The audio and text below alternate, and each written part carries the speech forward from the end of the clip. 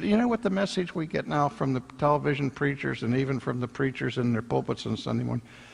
I hear this. Tell me if you've heard this. The preacher stands up and he says, here's the gospel. Here's the good news. God loves you unconditionally. Now, you're an unbeliever. You're a pagan. You don't want to have God in your thinking. You have no fear of God whatsoever. Your whole life is committed to idols. And this Christian minister just told you, God loves you unconditionally. What do you hear?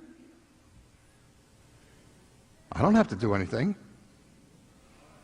This is Mr. Rogers' neighborhood. He likes me just the way I am. I've turned out so nicely.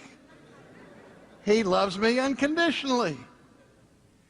You know, when I read the book, it says God abhors the evildoer. Oh, yes, the evil, unrepentant person enjoys the beneficent love of God and the benevolent love of God, but the redemptive love of God is so far from him he can't imagine where it is. But who's worried about salvation if God loves you unconditionally? That's not just a lie. That's a monstrous lie.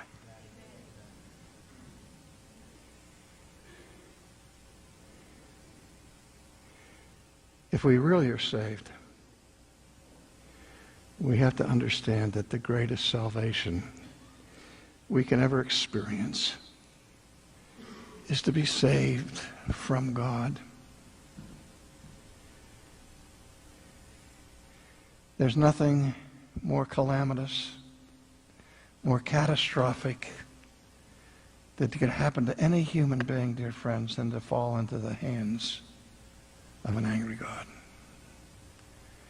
Because our God, the God who is a consuming fire. He's the God we call Father. He's the God whose grace we understand and praise.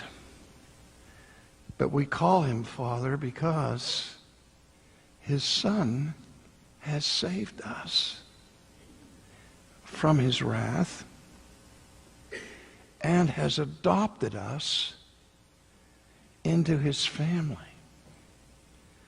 So where we deserve wrath, we get mercy.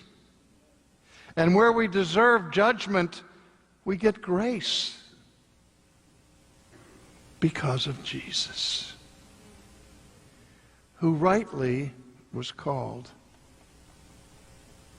Jesus, for he will save his people from their sin.